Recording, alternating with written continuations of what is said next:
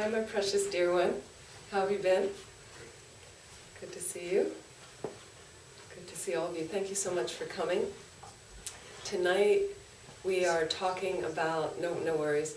Tonight we are talking about how do we get off the sofa, right? And get ourselves to the mountaintop to meditate, okay? And sometimes you can meditate on a sofa, okay? But we're going to discuss that, and I want to hear a little bit from you once we get started about your interest in meditation and things like that. So, but just to start, what I really like to do at the beginning of classes is to set a good intention for the time right now and make it as meaningful as possible by setting a good intention. Okay, so any activity you do can be a virtuous activity simply by the means of your intention, your motivation. It's the most important thing you can do. At the end of the activity, dedicate the merit. They're just the most important bookends you can put around any activity. Like that. So just take a moment, just sit comfortably. If you can sit with your back as straight as possible, the spine is not straight, but as extended as possible. Creates a nice open flow of energy. And we're going to start with a little meditation after we set our motivation. So just sitting comfortably. And how many of you, just to ask a question, have done meditation before? Okay. So the main thing, because you're all somewhat experienced, is the most important part is the spine that I just mentioned, the extension. Again, we know the spine is not straight, but it's as if the back is straight. Perfectly fine to meditate in a chair. What I find is it's best not to lean heavily against the back of the chair or a pillar, because the back gets lazy. If you do sit with the back up a lot, your back will become strong, no matter how old you are, like that. If you sit in a chair, have your feet straight down, so not crossed, like that, unless you're trying to sit kind of cross-legged in the chair. That's different. Okay. And then what happens for a lot of us for our base, which is the legs, the standard 7-point Vairocana or Varachana posture is that the legs would be in full lotus position. So that means that one foot, the legs are crossed and one foot is on the opposite thigh. So most Westerners find that incredibly painful. So what you can do is sit in half lotus. You can sit cross-legged. You can put one foot in front of the other. Okay, you experiment what works for the body. It's nice in different sessions to alternate the legs then, so the body gets that balance. Yeah. Okay, so that's one part, is the base, the legs. The more you sit, again, it's about practice. So the more you sit, the body gets used to this position, honestly. I couldn't sit for more than 10 minutes in the beginning, and I was in my 20s. So now I'm much older, and I can sit for longer periods of time, like that. And then the next part is we often place our hands in our lap, okay? And they're not really in the lap, but they're face up, palm up, right on the left. Some people have the thumbs lightly touching, straight across. Some people say that thumbs connected like that opens the heart chakra. There's an energy center at the heart. Yeah. So this is at a level just slightly below the navel.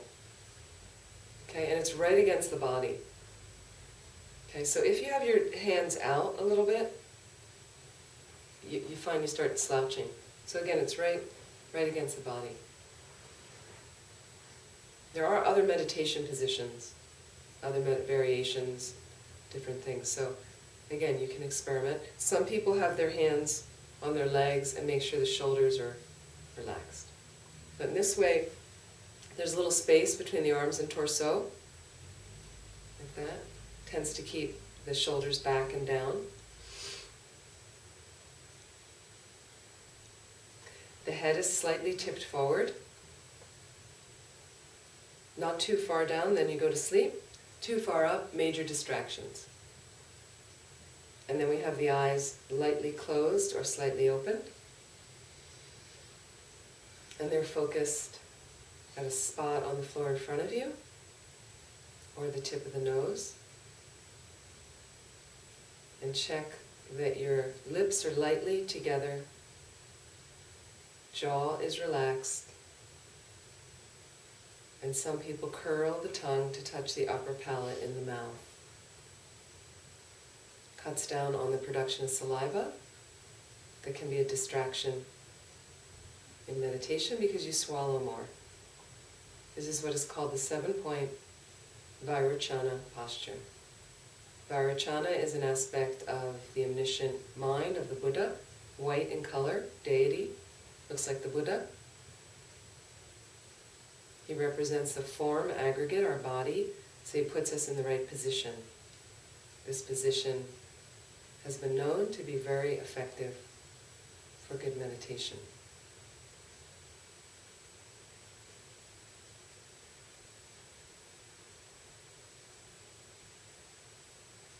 So just notice and observe your body slowly working with this position or being comfortable in this position. And slowly bring yourself here into this room.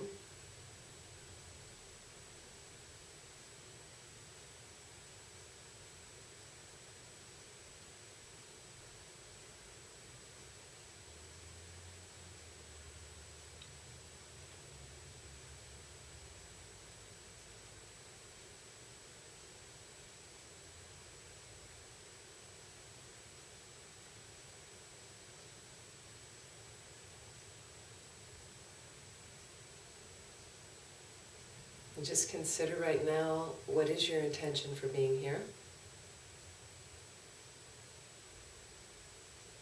And if you have a way to align your intention with a Mahayana motivation, so as if you can gather some information this evening that may greatly benefit your meditation practice, or help you start one, which can greatly benefit your mind. And may that help you move along the path to full awakening. Because when you're fully awake, when you are a Buddha, fully awakened being, you're completely unlimited in how you can best serve all others. So a Mahayana motivation is that I want to get enlightened so I can best serve all others. The purpose is to serve all other beings perfectly, unlimitedly. So see if you can align your motivation with that and set a good intention, and putting your mind in as positive a place as possible.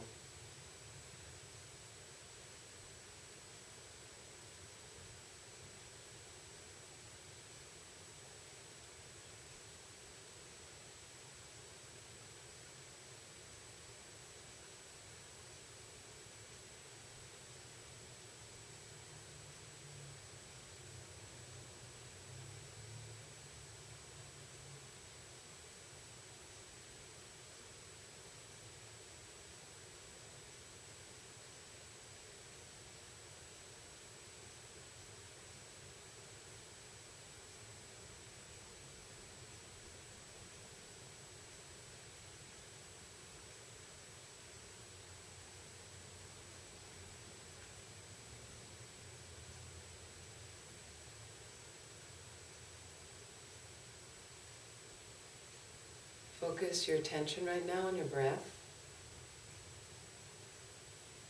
And choose either your abdomen rising and falling.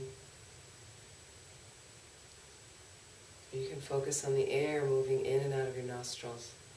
Focus all of your attention there.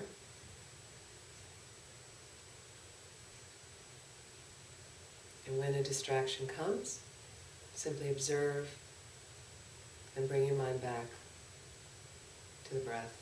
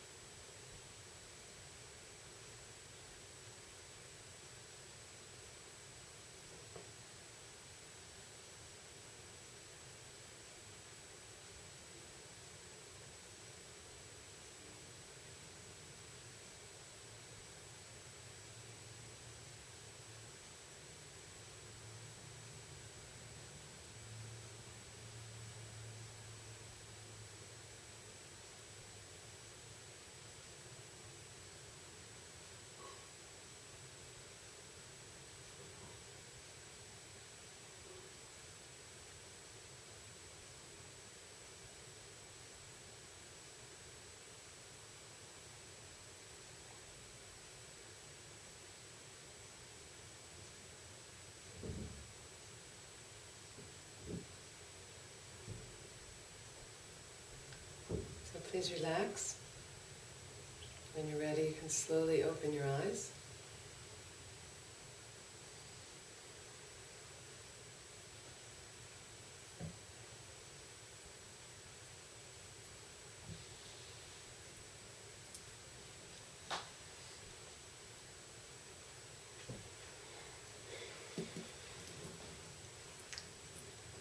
I'd like to just get a little information from you to best focus this class of your particular interest in tonight, what you came here for. So tell me just a line about... I thought I'd be hearing about different ways to do retreat and things like that. Okay, great. And I have not done a private retreat, a personal retreat, but I have done group retreats, and I was wondering about hearing about personal retreats and how to keep on track. Mm-hmm. Yeah, I'm also considering a retreat sometime in the summer. Okay. At Milarepa Center, of course, right? That's it. We use this for the folks at I'm home so teasing. they can hear. Yes, for the folks at home. Greetings to all of you. Do they have a way to ask questions or no? No, not yet. Okay. Yes, please. Any particular? I just wanted to meet you and see what Oh, darn. you have to offer. Thank you. I thought the session is about retreat, and yes, I'd like to come here. Okay.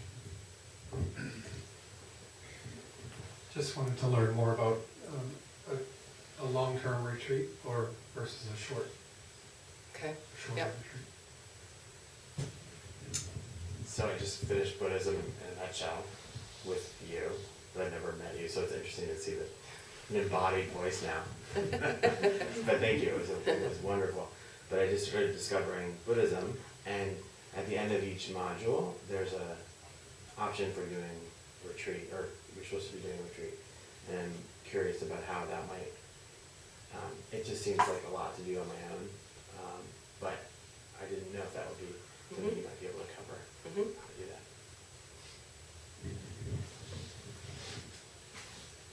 I was looking to learn about the different considerations for retreats, different types of retreats, and the things to consider in order to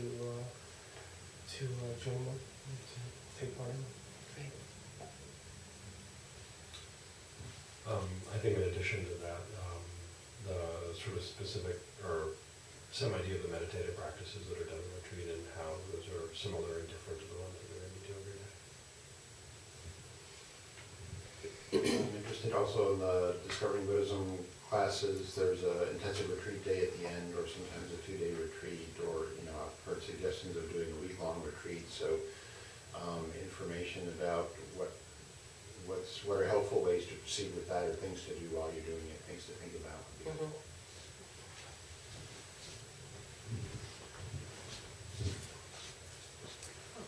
Thank you. That covers a lot of it.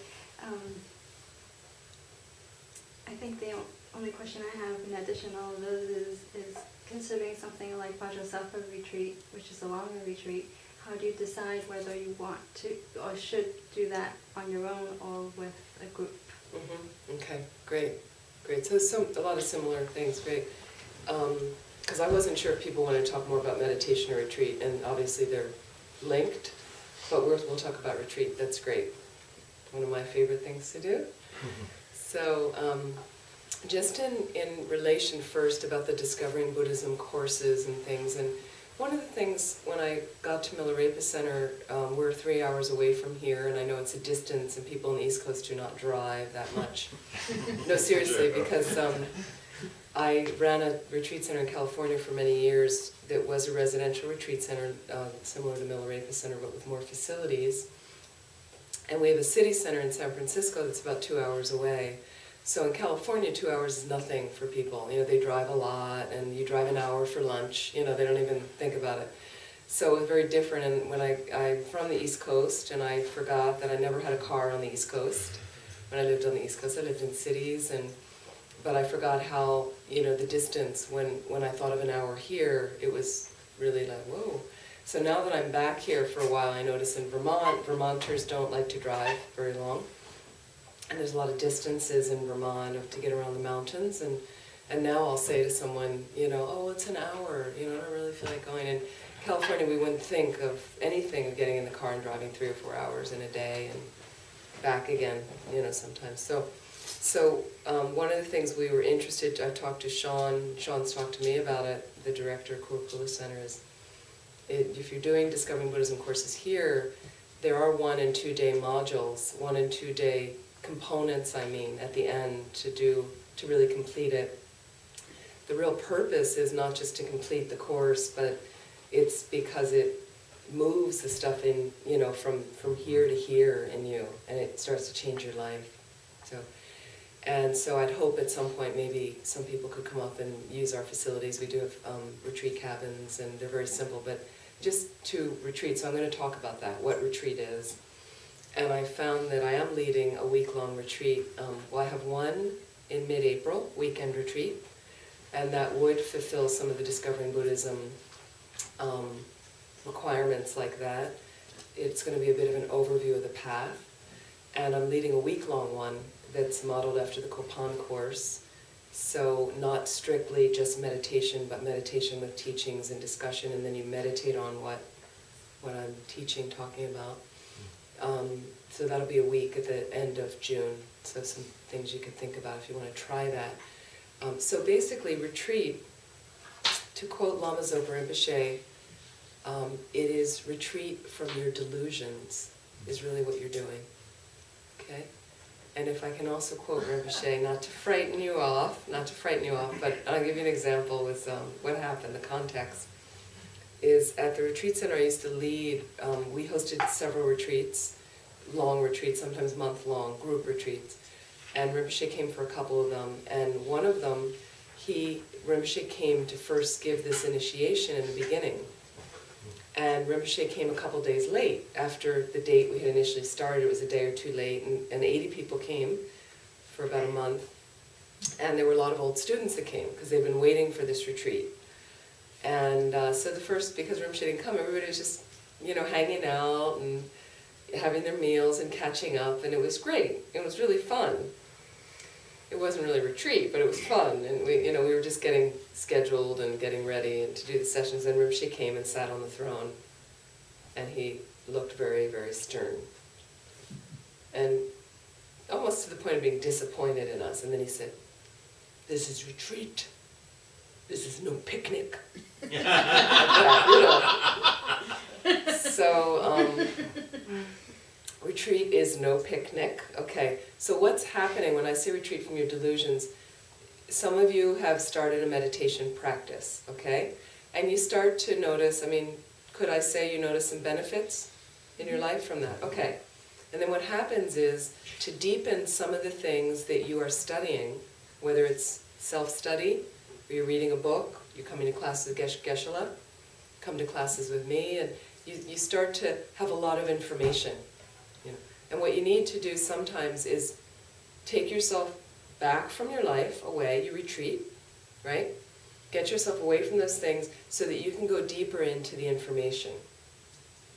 A lot of it would be through meditation. So if you studied, let's say you studied a lot about death and rebirth.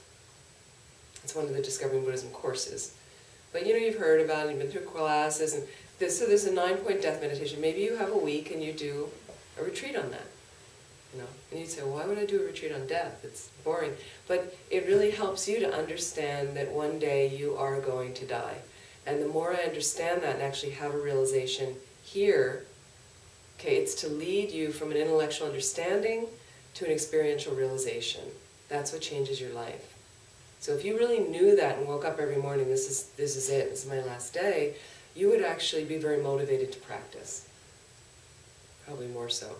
So each of those topics, let's say in the Lam Rim, they have a certain purpose that leads you to a certain realization and certain value it has in your life. Also, concentration meditation, something you can cultivate in retreat. It's very hard in your working life to really have a deep level of concentration, but it's nice to consistently practice.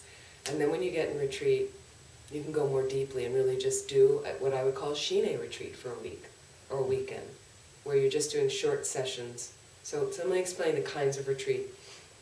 First of all, what I would recommend for people is one day in your home to get a taste. Okay, so one thing I want to say is retreat is what you make of it. You know, there's no set, it has to look like this. We have an idea, Westerners, we have to be silent. Tibetans are rarely silent unless they're in a Shine retreat. Just not their culture, and you know, and I've been with Tibetan lamas, some of my teachers in India, and one of them, I got some message at my room, he wanted me to come for dinner, and I said, but I thought she was in retreat. And they said, well, yeah, he is. And I said, I'm going to go to dinner? And they said, so he did sessions in his room. He had 2-hour sessions, 2 or 3 hour sessions. He would do his practice in the set, whatever he had to do, and I'll explain what you do. He'd do his practice, and then he took a break, and then he was social, and students came and visited, and so there's different ways to do it. So I wouldn't have any fixed ideas like, oh, well, you're coming out and eating lunch with us? Well, you're not doing retreat. There's many ways to do retreat, and the main thing is it's about you getting to know your mind, getting familiar with your mind, and feeling more and more comfortable with your mind. Why? Because the negative things that come up in your mind, you are finding a way to counteract them, to be at peace with them, not to repress them, right? To acknowledge what's going on and say, you know, that's a habit that doesn't really benefit me or anyone, and let me figure out, well, here, let me study what the antidotes are, let me use this in my meditation now. And you do sessions like that, depending what you're doing. And then positive qualities, enhancing that, building on that. Okay? So initially what I would say is you probably all have enough information in general about Buddhism. So maybe take a day off. This is how I would start, is take a day off, just to get a sense. And on your own, maybe set aside the afternoon and say, you know what, I'm having a retreat afternoon. You know, just get a taste. You just want to start to, you're trying to familiarize yourself with it and make a pattern in a new habit in your life. And you say, I'm going to have a retreat afternoon, and that's going to be, I mean, the problem is don't have a heavy lunch. Like have a brunch, have a late breakfast. Because when you eat heavy, it's hard to meditate.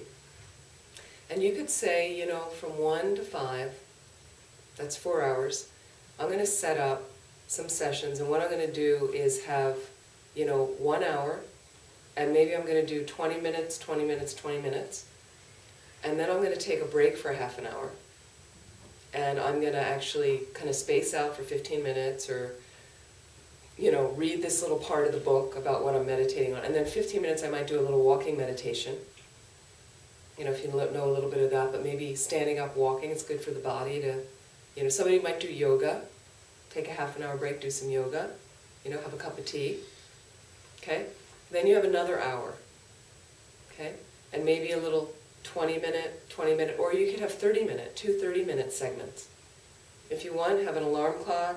You don't need that, have a watch, just 30 minutes, estimate. You can open your eyes and look at the watch in between, and then at 30 minutes, just stop the session, you know, and then take another little break, and have another, you know, something like, and just see, and basically, there's no phone during the 4 hours. Literally turn your phone off, get it out of the room. Whoever you live with, if you live with people, explain to them in advance. Set it up maybe 2 or 3 weeks in advance. You know, I've been going to the center, and I want to have a little meditation afternoon. Like, I know we're going to go out for dinner that night, but basically, I have this little room from 1 to 5. I don't care who calls, whatever, I'm not to be disturbed. I'm really, you know, make sure to set that up if you can. Sometimes that's hard for some people, okay? So, now what do I do during those 4 hours? Okay, there's many different things you can do, depending on your interest. Okay? So, for instance, one of the ways we do, sometimes we do, I think one of the most powerful things is to meditate on the Lam Rim. It's not very popular, okay? And what I mean is the Lam Rim, you're all familiar with the Lam Rim? Okay, steps of the path. It's our basic philosophy, many topics. Precious human rebirth, lower realms of existence, death and impermanence, refuge, karma, suffering, an end to the suffering, bodhicitta, emptiness, shine. There's many different and many, many, many details of all those things. I'm just jumping through some of the topics. Right? So what I would do is, if there's a particular topic that interests you, that you feel attracted to, you sit down. Maybe it's precious human rebirth, the beginning of the Lam Rim. So a lot of people have self-esteem issues. This is the cure for that. This is the antidote, is meditate on a precious human rebirth. Okay, so we talked about a little bit of this the first night, meaning there's 18 situations, okay? 8 freedoms, 10 richnesses. So initially, before you go into your retreat, is you have to get a basic Lam Rim book, and you would just take that chapter, and some of the books it's really small, it's a few pages, and take a highlighter, this is what I do, and I would just highlight the essential points for me to meditate on. So that, have the book in front of you, right? And I look down and it says, and have read that section first. Don't read it in retreat, that's not necessarily that kind of retreat, okay? There are study retreats, I'll talk about that in a minute. But have it done, have read it before a couple times, just could be a few pages, that's all. You get in and you look, Precious Human Rebirth, 8 freedoms. First freedom, I am free from being in the hell realms. Or I am free, pick one of the freedoms. I'm free from being an animal. Free from being an animal. So then what you have to do is say, I'm free from being an animal. Then if you want, just put the book to the side or keep it open. I've had retreats where I've got the book open in front of me, put a cup on it to hold the page. Free from being an animal. Maybe 20 minutes, okay? If you have a pet, be your pet. Be inside your pet, meaning you're looking out from their eyes, you're walking around the house as a cat, as a dog, or somebody else's pet, somebody else's animal. Go to another animal that isn't a pet. Look at the wild kingdom. What's it like to be one of these animals? Choose an animal, stay with the animal for 20 minutes. Meaning, really, you have to consider everything the animal thinks about, what it goes through in the day, its fears, what does it eat, how does it eat, does it hunt, does it kill, does it eat in fear that something's going to kill it, how does it go to the bathroom, what does it do for leisure, where does it sleep, and really 20 minutes you're analyzing. From this side, how does it do this, how does it do that, your mind's going to be over here, back. I'm free from being an animal. I'm free from being an animal. Be in that existence as much as possible. 20 minutes, stop. And then back to your human life. How do you feel? How do you feel? So this is analytical meditation on the Lam Rim. Until you know those 8 freedoms and 10 richnesses really well, but maybe you just take some time and you go through those, and maybe that's your whole afternoon. That could be a whole afternoon. So keep it simple. Don't be like, well, I'll do the whole Lam Rim in the afternoon. I mean, it's too much for the mind. Keep it simple. Take it, break down the topics. In an afternoon, you could do the 9-point death meditation. In an afternoon, because let's say you have 4 hours, but some of them are going to be break time. So 3 full hours of really meditating on something. Well, you've got 3 main topics of the 9 points. And each heading has 3 points. So break up an hour into 3 points. 20 minutes on death is certain. Okay? So 20 minutes on the first part, there's no power in the universe that will stop death from coming. Now this is what happens with analytical meditation. So you get bored. You're in there going, there's no power in the universe that will stop death from coming to me. There's no power in the universe that will stop death from coming to me. Okay. Who do I know who's lived forever? Who do I know? What's the oldest person I know? Okay, so all the famous people that died, the greatest scientists in the world, they died. They couldn't figure out a way. Einstein died. They did all these other neat things, but they couldn't figure out how to die. They sent a man to the moon, walked on the moon, but still died. So you again, every single thing you can think of, every example, some of the examples you get from the book. Some of the examples are from your life. Some examples are from teaching. You use all of it to go in, to penetrate from this side, from that side, from this side, and here it is in here, moving around, and all of a sudden, occasionally, in the analytical meditation, you suddenly get a feeling like, I'm gonna die, and there's nothing I can do about it. You know, then what you do is, whatever feeling that arises like that, you focus all of your concentration on that experience, and it deepens the experience. Then it's gonna fade, and you're gonna get distracted, and you're gonna be, oh, I'm gonna take a break. What? There's nothing, no power in the universe, and then you just, again, remind yourself, there's no power in the universe that will stop death from coming. It's still back up here, bounce back up, and then, so see if you can get, so what happens is we stay up here, and you're in, and the first time I did analytical meditation, the first few times, it takes a while to kind of get in there. I said, okay, death, I got that one, got it. You know, 2 thoughts, and I'm like, okay, yeah, I know, I'm gonna die, nothing I can do, I'm gonna die. Okay, so that's it. The problem is, it's somewhat boring for us, and it takes time until you one day have tears rolling down your face. You know, and all of a sudden you're like, whoa, you know, something's happening. Okay. So what happens is, it's great then in your other life, out of retreat, to try to keep up with some of the meditations. A little bit every day. Maybe 20 minutes in the morning, maybe 10 minutes at night. And the reason is, those realizations, they fade, you know, until you have them deeper in your mind. And so that little keeping going keeps them alive for you. So what retreat is spending more time deepening, more time doing those meditations. But I found the long-run meditations are very, very significant, and it's the least favorite thing for people to do, because initially you don't really have any experience, so you're just kind of intellectually, well, this is boring, but you have to just keep at it and really analyze. And then what I would do is read deeper, more complex long-run books, so you have more examples from the thing. You might memorize a quote that you like, and go over and over and over that quote in the meditation. Is one way to do meditation, one way to do retreat, is you could take the Lam Rim. Another thing you could do is, let's say you try an afternoon of concentration, shine, calm abiding, okay? So what you would do is start with very short sessions, and what you would do is, I would start with 3 or 5 minute sessions, honestly. You want to keep your mind fresh in this retreat afternoon. And if you've already done some things and you're like, I'm going to make a whole day, great, fantastic. So you can set aside a whole day, but just keep short sessions, take breaks, freshen yourself up, eat lightly, like that.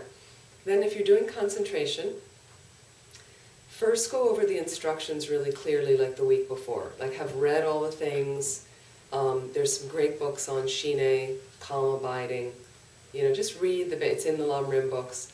Read the basic things so you know that you have the proper instructions. Ideally, it's best to also get them orally, that somebody says to you, here's how you do shine. You know, and then and you make sure you're very clear on what object you're going to meditate on. And what I would do is have 1 or 2 or 3 objects. The reason is, you might find in 1 hour you just have no concentration at all. Just not working. So try another object the next hour. But what I would do is, in the hour, and you may not even have a whole hour, is take 20 minutes and have 4 or 5 minute segments. Meaning 5 minutes, have a little alarm that rings, hopefully not too, you know, brassy or obnoxious. Set your alarm, 5 minutes. I think all of our phones have gongs now, right? You can set a gong or a chime. Okay, so 5 minutes, focusing on one object, doing the meditation, total focus on the object, that's all. Getting clear on one object, don't obsess about the object, it doesn't matter what the object is actually. Like I said, you can have shine on a paper clip.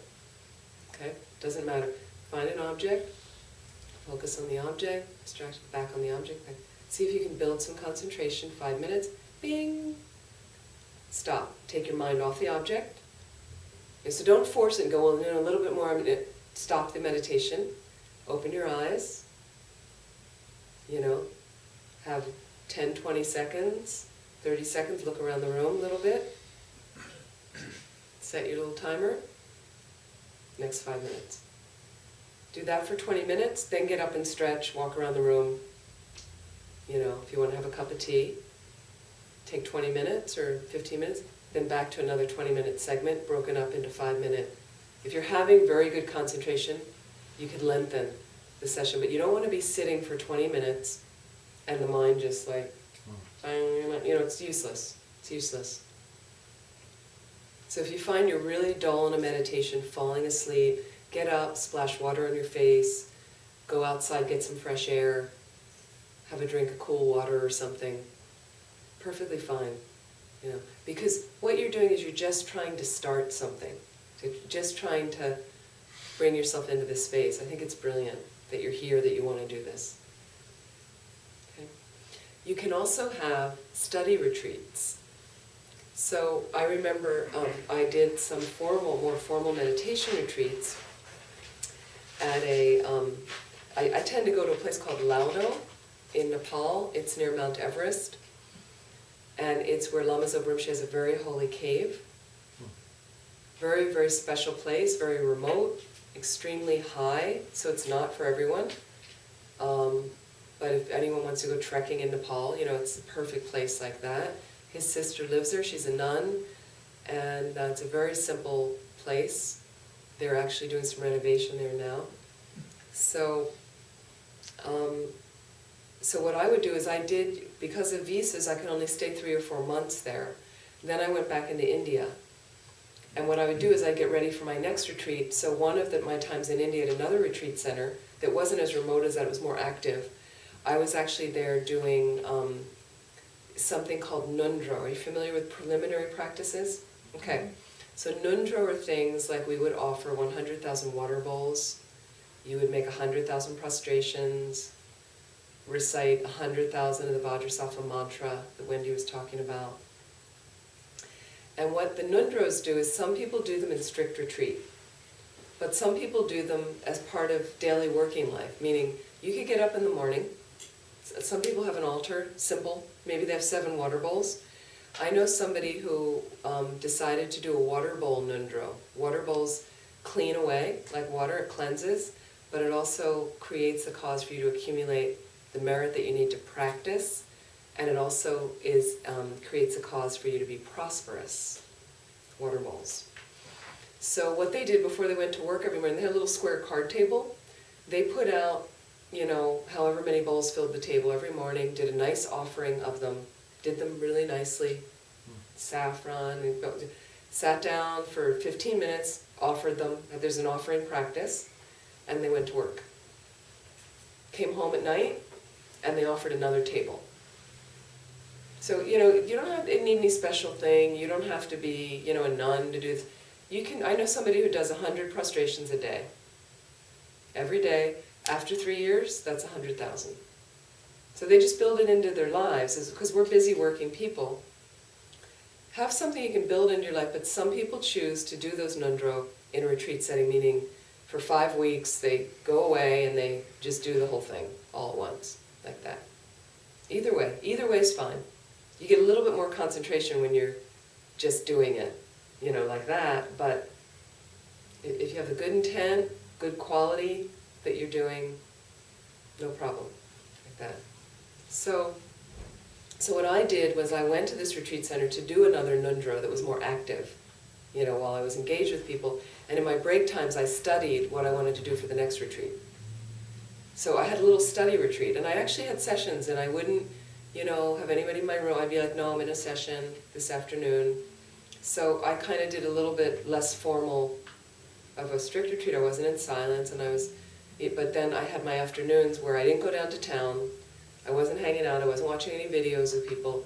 I was in my room studying and really, you know, so going over, not meditating necessarily, but maybe studying and memorizing the 8 freedoms and the 10 richnesses till I knew them really well. Maybe memorizing the 9 points of the death meditation. Maybe memorizing the 10 virtues and non-virtues. You know, the principles of karma. You know, something like that, so that when I went into retreat, I wasn't spending my time doing it, I knew what I wanted to meditate on more deeply. Does that make sense? So you can have a study retreat where you're trying to read a book about emptiness and then having little sessions where you meditate on what you just read. You try and exercise. There's a book, Emptiness Yoga. Jeffrey Hopkins, Emptiness Yoga. So once you've read some basic things on emptiness, there's a new book that just came out by Wisdom, Geshe Jompa Tekchok. I forget the name of the book. Does anybody know the name? It's Emptiness or Wisdom. Insight into Emptiness. Thank you. Insight into Emptiness. It's fantastic. It's great. Very digestible. But maybe you start with something even simpler, and you work your way through, and and then eventually, let's say you get to Emptiness Yoga. It's a big book, but it has exercises, so it kind of builds. It's very intellectual though, and so one time I was in retreat, and I'd read a chapter, and it would have things like, and I'd have the book in front of me, and I'd be like, okay, I'm going to meditate, and I'd meditate try for an hour to kind of go through some of those. Fantastic. Okay. So the main thing, again, I want to go back to is you're trying to retreat from delusion, right? So what it means is to set yourself up in some way that I find it easier to have more quiet time and more space without the outside working normal distractions, because every time a delusion comes up in my mind, that's my time to really strictly deal with it. When I'm working, when I'm driving to work, when I'm on the tee, you don't have as much time to really concentratedly go in there. That's what retreat's for. So in your normal life, you might notice, wow, I really got angry at that person the other day. But you're working, and maybe you have a little meditation in the evening and a little Vajrasattva practice to purify. But I don't really have the time to get in there. And actually, this is a pattern, let's say. You say, this is a pattern in my life that keeps going on and on and on. So the next time I get into retreat, or I'm going to make a little time to do retreat, so that's what I'm going to actually look at and see, let's say, I'm just giving an example if it's anger. So you make a little plan that I'm going to do this little thing of the Lam Rim, but I want to look at my anger. So you might get some books on anger. The Dalai Lama has a book, Healing Anger. Fantastic.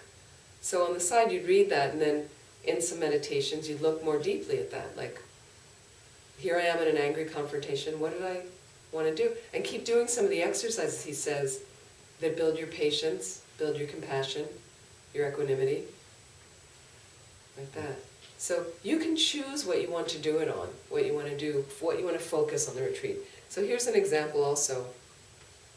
So people come to Milarepa Center, and we've had staff over the last few years, and sometimes they'll say, I want to do retreat, and so what should I do?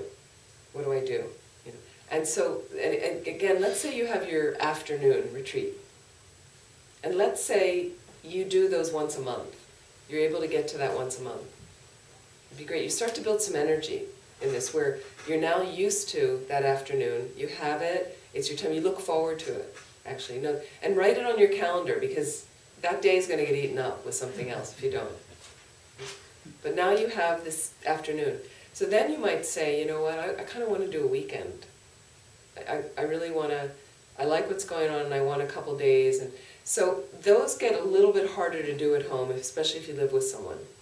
If you don't live with anyone, you can do them at home. You have to be more disciplined. So then there's retreat centers. That's why there's retreat centers. And the reason is you physically take yourself away to another place because there's more conducive settings, and you're not there with the computer right there and the TV and I think I'll just have something to eat. It's that kind of, and so that's why people do go to retreat centers, to just have that space where they can really focus in more intently. You're totally out of your normal daily working element. But otherwise, set your house up like that, no problem, if you can. I know people that do. You have to be very disciplined like that. And so then if you come to a retreat center, what some people would do is, again, in the beginning, keep the session short. So let's say you come on a Friday night, very light Friday night, you're probably tired from getting to the retreat center, getting settled in, getting after your work week. So some very light session, and let's say you'd focus on, I'll give you an example, somebody came and they wanted to do a Tara retreat. Okay, we get into deity retreats. What does that mean? Okay? So what they might do is they just felt like they have some obstacles in life, and the job wasn't going well, and they're having trouble with money, and they're having relationship problems, and Tara is really good with all these things. So they're just going to kind of spend a weekend with her, right? What could be better? And there's some little booklets you can get that take you through the standard. Most deity retreats are refuge and bodhicitta. You know, you're setting up a motivation, a premise. And then they'll have a visualization of Tara. And there's some offerings. And you just read this, you read it in English. And then there'll be the visualization. And then there's a section where you recite some of her mantra. And you recite some of her mantra, which is very easy mantra, short, with a certain visualization. Generally light coming in to you, clearing away whatever obstacles you have, things like that. You do as many as you like with good concentration. Finish the practice, dedicate the merit, and I would always incorporate some Lamrim meditation into the session. There's always a space for that. So a really good beginning book that deals with the deity, which is the Buddha, I think it's in the bookstore, is the Shakyamuni Buddha Practice booklet. Okay? Can anybody grab one I can just show people? Because it's a really thin booklet, it's easy, it's cheap, it's not like investing in some major, massive library thing. Thank you, Wendy.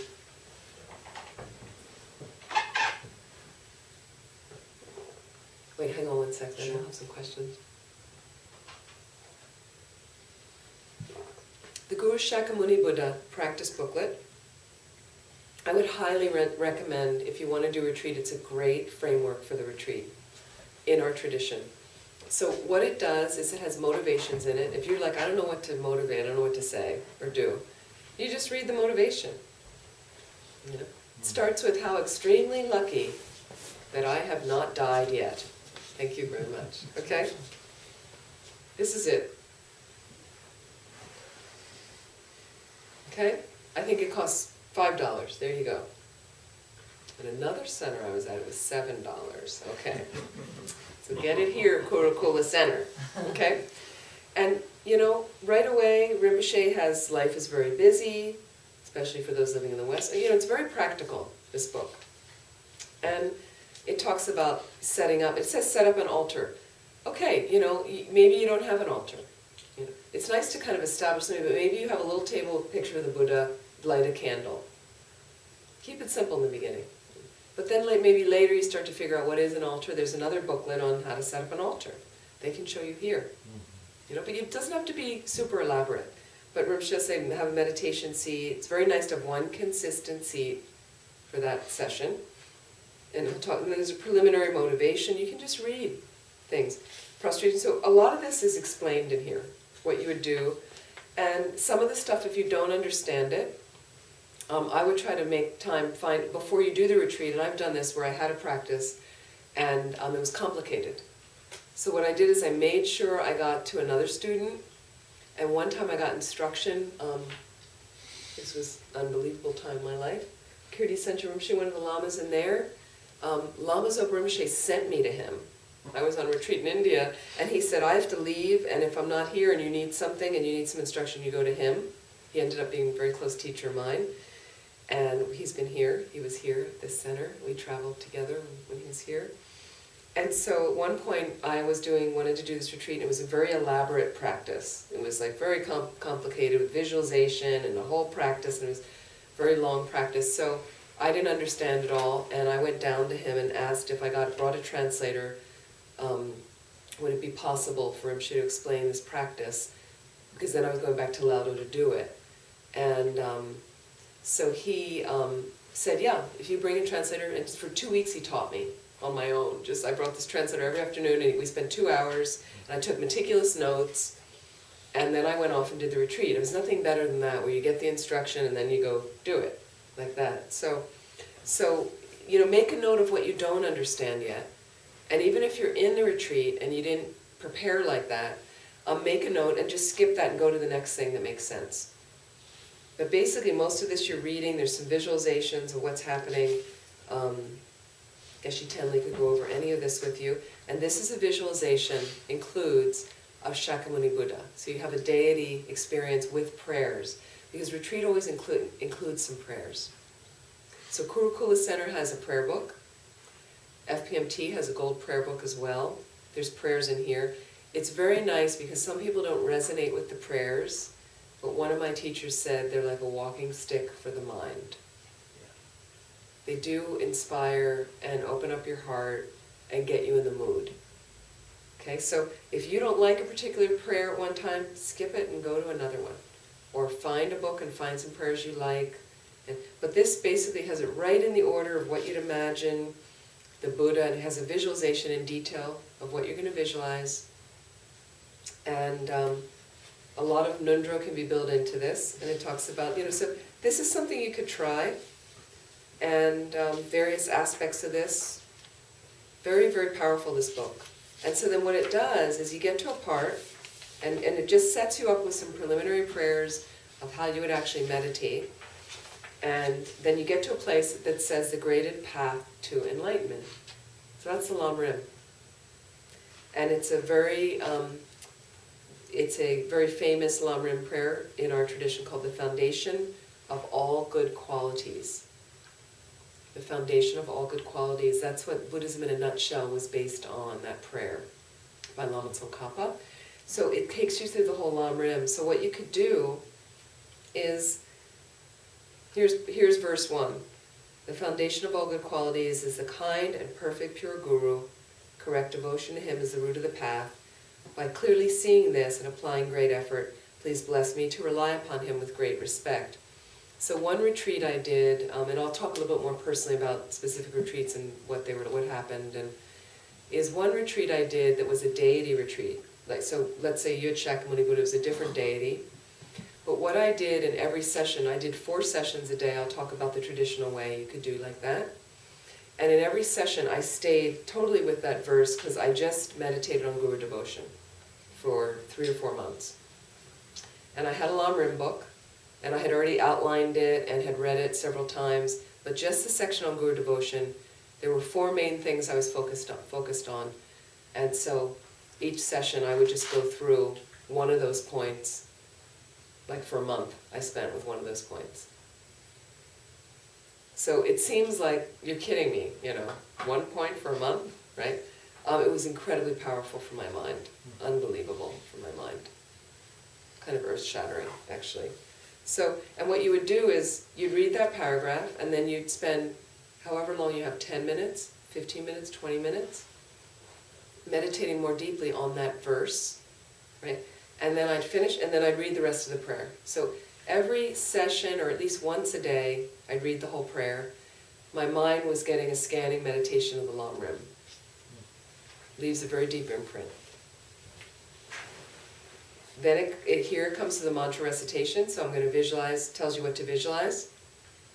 Do however many you want to do. Probably initially, if you're reciting a mantra, you'd have to check your concentration, because if you're really distracted, then I would stop it sooner. But basically, set a time limit. Say I've got 10 minutes, I've got 20 minutes, and go. What happens is people get bored with the mantra initially. So when you really see 20 minutes, the longer you do it, you start to see how the mind goes through its somersaults and how much concentration can I keep, and oh, now the visualization's going really well, because if you just start and do 2 minutes, you're just kind of jumping around, but all of a sudden you sometimes settle into a level where now I've got a little bit of visualization going.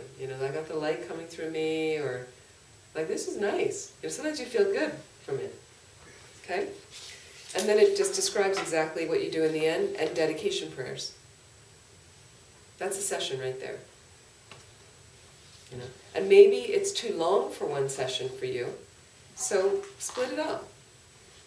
Get through half of it, dedicate the merit, take a break, and come back right where you left off. Have a short refuge and bodhicitta thing, it's a 4-line prayer, and then go right back into where you left off for the next session. So here is, so this is a really nice basis to use in your beginning retreats. And then slowly, so traditional way people do retreat is, traditionally they would do 4 sessions a day. One session is before breakfast, one is after breakfast, one is later, there's usually a big gap at lunch because you have a big lunch, late afternoon, and then one is evening. And so I've structured a number of retreats like that, and some have been different. But what I tended to do traditionally is sometimes I got up at 3:30 or 4 in the morning and started then. And it depends on what I'm doing, what retreat, where I am in the world doing the retreat. One retreat I did, my first solo retreat, was at Lao, and Rinpoche told me to do water bowls up there to try to finish 100,000, offer 100,000 water bowls, which you do in sections. I had 100 bowls. I went up with 100 aluminum bowls, and I'd never been there before, and I, had no idea what I was doing, and I had instruction on the water bowls. I already gotten the instruction previously. And so I had to specifically, there's nothing up at Laudo, so I had to go through everything I was going to need to bring up there. And I had to bring pipe up with me as well, like you won't believe. So they had no water, is what I was told. When I asked a student about Laudo, and I said, Rinpoche told me to ask you about, to do water bowls at Laudo. And he went, huh? He did? And I said, yes. And he said, there's no water at Laudo. That was the beginning of my retreat, okay? So they say the harder you work, the more purification. So then anyway, I got all the instruction, bring up this pipe, they'd run it from the spring 20 minutes away, and so what I decided to do, because I had done a retreat prior to this, a group retreat for 3 months. That was my first retreat.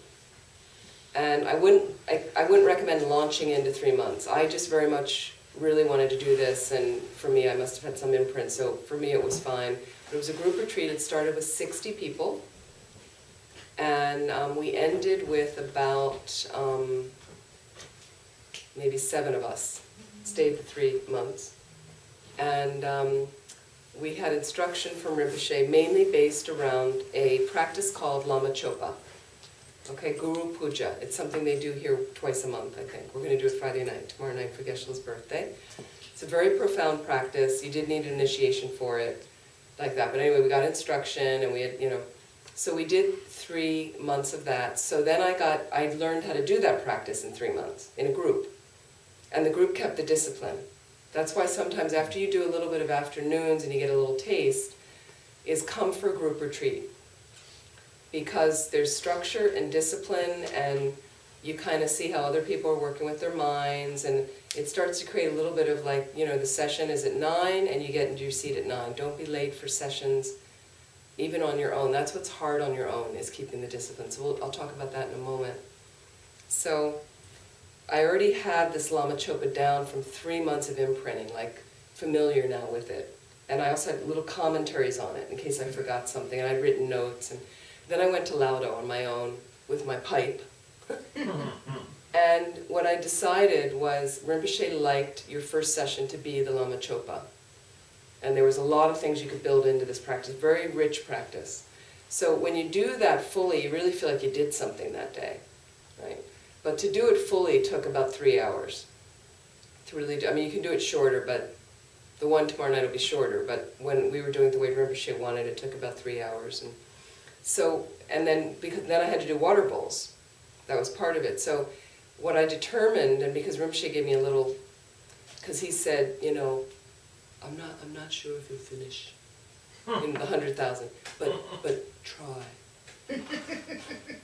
That's all he has to say. So meanwhile, I'm manically there with the water bowls, all he had to say was try, and I'm like, completely neurotic with water bowls, okay?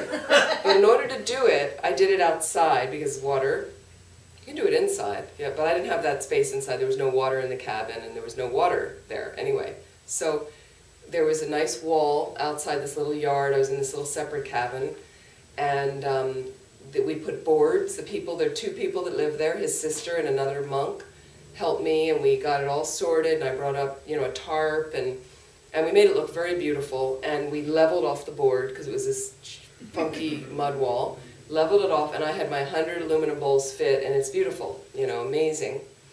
So I got used to it, and I had 2 rows of them, and I brought up pitchers, and we got the pipe laid, and I had a tap, and okay, off I go on the water bowls. So I had to do them only when it was light out. I couldn't do it in the dark, it's impossible.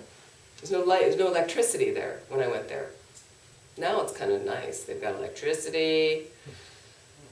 I don't know, they have a little bit of water now, a little bit of water. But now it's very different. Now it's very primitive then.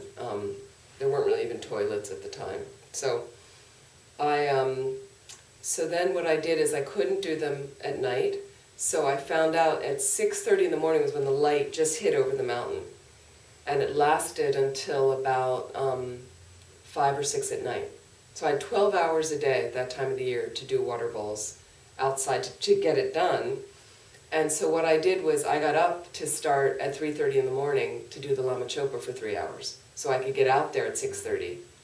And 12 hours of water bowls, and then I'd come in at night and finish some prayers and dedicate. And I was exhausted by that time, and then I'd go to bed, and I went to bed probably at like 9 every night, like that. You don't have to do it like that, okay? But somehow I wanted that experience. I wanted to be alone. I wanted to be silent. I wanted to just see if I could do that. Retreats. And then, so what happens is some people tend to push too much on retreat. Like that, and you take it very seriously, and you're taking yourself very seriously. And you get a situation that's called lung. L-U-N-G, lung. And what lung is, lung means wind, and it's a wind imbalance. It's very common from pushing on retreat. I have some friends on retreat who never get lung. They're very relaxed, you know. I have a friend, he's a really great yogi, and he says on retreat, when he wants to sleep, when he feels to sleep, he sleeps. He has no schedule. You know, he's a great meditator, great meditator. But when he wants to sleep, he sleeps. When he wants to eat, he eats. When he wants to have a cup of tea, he has a cup of tea. And then the meditation, he's very relaxed. Meditation comes organically. Okay, because you really need to disengage your nervous system fully to meditate well. And that's something Westerners don't understand. You know, we feel like, I'm meditating. You know, we feel like it has to be a serious, and it's like, you know, the meditators I met above Dharamsala, India, where the Dalai Lama lives, there's a whole community of Tibetan meditators, very good yogis up there, and you can walk through there. And you'll see them outside, you know, in their yard, washing their clothes, making tea, you know, and a few of them I knew, and they'd be like, come on, you know, have tea with them. And they're in retreat. Their whole life is retreat. But so they kind of, you know, they have a balance. Because if you get too tight, you do get lung, and lung can be extremely serious, very serious. You know, you feel pain here, but initially it starts with like you don't want to sleep, you get irritable, you know, you have headaches, different things like that, and so then I've learned in retreat how to start to relax, but initially sometimes I would get lung, and you lose your sense of humor, and you're snapping at people if you see people and things like that, and so that it doesn't really help on retreat. So that's why it's important to have, you know, that it has to be. And I remember Rinpoche, one retreat I did when I did a Vajrasattva retreat. He was at Laudo, the only time I've been there with him, and he said, I was leaving the cave one night, and then Rinpoche looked up, and he knew I was going to do my Vajrasattva retreat, and he said, enjoy. And it's not usually a very enjoyable retreat because you're purifying a lot. And so I said, excuse me, Rinpoche? And he said, remember, the most important thing is to enjoy. Okay. So what it did is, he also says relax and enjoy. What it did is every time this voice came up in me that, you know, you're crap and you're not visualizing well enough and you're totally distracted and, you know, you're not meditating very well. And like you don't even know the mantra that, you know, like this voice would come up, and then I cut it because I just hear enjoy. And I had such a nice retreat. I had such a great Vajrasattva retreat, you know. So I found that balance where it was like, you know, yeah, I'm a little distracted right now. I'm not, that session wasn't so good, but it was like, that's okay. You know, got another session. And every day in retreat, what's interesting is every day I found my mind's the same, every day my mind's different. So every day's the same, every day different. Like every day you're in the same space, day after day if it's longer, 4 sessions, lunch comes at this time, breakfast comes at this time, but the mind comes and it's different, every session's different. Some sessions you're crying, some sessions you're raging, some sessions you're blissed out of your mind, some sessions you're totally distracted and falling asleep. You know, sometimes it doesn't have anything to do with how much you slept. It's just your mind. You're getting to know your mind. You're clearing out stuff in your mind. You know, you're suddenly getting to know yourself. And you're starting to accept yourself and forgive yourself and let go. You know, and delusions will come up and you're gentle and you're like, yep, okay, I got a little bit more work to do. So I'm going to bring that into the next session. And you visit all kinds of patterns in your life. So so the thing I would recommend is then you do some group retreat. It could be a weekend, could be a week, great. And you get a little sense of how things are structured. And some retreats, like the Kopan course, technically I would call it a retreat. It's kind of a course. Like the retreat I'll lead the end of June, it's nice because you're not just meditating all day, which is really hard for Westerners in the beginning, to sit that long. And you know, this way there's some explanation, and then we meditate on that. And then, you know, so you start to really get familiar with some of the Lamrim or the overview of the philosophy, and you're meditating on it. So it's a retreat like that. I would call it a retreat.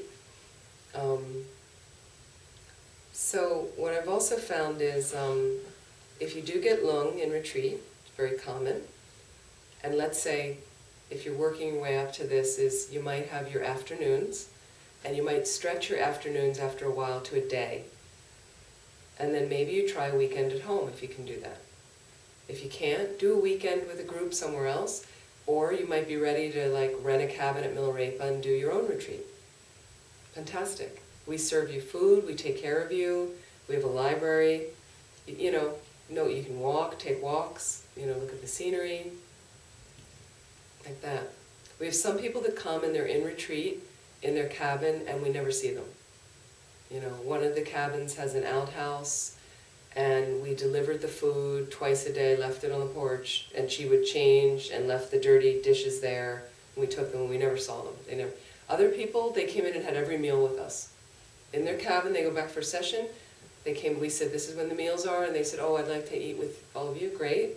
They came over, we were talking, no problem, you can do retreat like that. There are people at Laudo that came down and ate with Anila in the kitchen.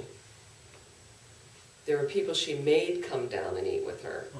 The reason is, she's Rinpoche's sister, okay? So she's the Guru's sister. Okay, so she is no ordinary being. She's kind of the Karma Yoga side of Lama's over Rinpoche. So she knows what's going on. And there's some people there that she knew would get lung, one guy was a little bit mentally unbalanced, so she wanted him to eat in the kitchen. Otherwise he's off in his cabin and gets totally looped. You know, I've been there many times, so she knows I like to be strict for 2 months, no talking to anybody. I want to be up there. If I'm up there 3 or 4 months, now that I'm friends with her, you know, I have to talk to her. She gets upset if I go. So what I do, you know, it's amazing you get familiar with people at a retreat center and you can't just go and be on your own for, you know, because she'd say to me, you, no talking? She'd say, how long? You know, with the long face. She'd have a long face. So what I did is I would do 2 months, I'd say 2 months silent, nothing, and then 2 months and so she would give my meals, they would bring my meals up twice a day. I just had a couple meals a day. I just needed breakfast and lunch, that's all. And they would leave them on the thing, and then you'd hear them right outside the door, then I'd open the door and eat it, and I didn't see or talk to anybody. And then after that, she would come up a little bit and I'd talk with her a little bit till I came out of retreat. Because I did find when, you can notice if there's some people that come to Milarepa Center and want to be in silence, no problem. Because sometimes I find when you go off to talk to somebody, it dilutes whatever experience I'm having. It's coming up. You know, then blah blah, and also people that are doing a little bit longer retreat, like a month maybe, if you feel to get to that point, and you get very subtle, so you get very sensitive to other people's energy. So one day she came up to the door, Nong Samden, and delivered the tea in the afternoon, and I opened the door, you know, and she somehow, I think I didn't know somebody was there, and I opened the door and she was there, and she said, all she had to say to me was 2 words, Kagyam, missing. So Kagyam's her favorite cow, was missing. That's all she said, and I'm like, and then she leaves, and I'm thinking, her knees are not good, do I have to go look for the cow now? Like, should I run off? And then I started feeling guilty, and then I started feeling awful that the cow maybe got eaten by a mountain cat, and and I was totally obsessed. I couldn't even do the next session. I was just like, So you have to be very careful when you're supporting someone in retreat, like that. And don't be alarmed if you're in retreat and you get flipped out like that. Like, then I had to just, like, now I'm used to that, so my mind will be like, all right, just relax, settle down. You're fine. So I notice when we host group retreats at centers, if they go on for like a month, and we will have some future retreats at Milarepa Center, and if they go on, let's say it's 2 weeks or a month, what happens for people is when you're in retreat, at a group retreat at a center, it could be a week, everything's gone from you, I mean, I will recommend to people to put your cell phones away for the retreat, because it's not retreat then. I find it's really not retreat, that you're in the box, you're getting your emails, you're texting, it's like, go back to your life then. And it disturbs other people in retreat, because you feel the energy from other people. So what happens is, people, what was I going to say? They're in retreat, and, I lost the thought. Anyway, it'll come back to me. I know what it is. They have nothing else, so what happens is they start blaming the food. I've seen people, the first session, we had one retreat, we started the first session, first day. Normally you start retreat at night. Most retreats are started at night. I can't remember why, but some kind of opening of the energy or something like that. And they usually finish in the morning with a morning session, like that. And you do a little bit longer dedications in the morning. And some people for deity retreats, strict deity retreats, meaning you have to recite a certain amount of mantras on that cushion. You actually set your seat. So let me talk about that in a minute. But when people were everything else taken away from you, and there you are in retreat, and you're there, so then the meal comes, and you're all excited. Great, a break, food, I'm hungry. And people get really hungry on retreat sometimes. And you're just sitting there, and you don't know why, but you're eating a lot of food. So what people would do is fixate on the food. Right, so I remember the first meal, and the cook was also adjusting to cooking for 80 people. It was a lot of people compared to the normal people. So the squash was a little bit undercooked. Just the first meal, give it some time. There was plenty of other things to eat. And immediately there were like 2 retreaters, like white and like apoplectic, we can't eat this food, we can't eat this food, it's just not nourishing. So people get really fixated, and you just have to kind of be like, that's the yogi mind, like bang, bang, bang. And it's just kind of like, relax, next meal will be different, So I have found one retreat I did, the longest retreat I did was 7 months after I finished at the other center, and they let me stay there and do retreat. I'd wanted to do retreat for a long time, longer retreat. And one thing you find in a longer retreat, and I'm glad I had longer than 6 months, was if you've done some retreat on your own for a while, there's a lot of noise in the background in your mind. But after 6 months, it phenomenally quiets down. It really does. So just trust that. And what you have to do is just wade through just go, okay, I'm doing the best I can do. That's great. Most of the world isn't interested in doing retreat or working on their mind. So every day rejoice at what you're able to do rather than finding fault in what you're doing. It's a really important part. For strict retreats, what people do, strict deity retreats, is they set their seat and they set boundaries. So meaning, before you start, the whole day or 2 days, or mostly afternoon before you start, that night, is first of all, before that you've tried to get your whole cabin ready. The altar, have your books, the right table, the right cushion, everything would be set, and the more retreat you do, the more familiar you get with what you want in that space. Initially, I have a whole list of what I want when I'm on long retreat, of all the things I get ready. I started to keep a list of, oh yeah, I forgot about that, that's good, or, sometimes I keep things near me that I want, tissues, chapstick, or, so that I don't have to move. I've got, because you end up spending a lot of time at your retreat table. I do in retreat, because I tend to do longer sessions. So I basically am kind of living at this area, so I want all my stuff right there.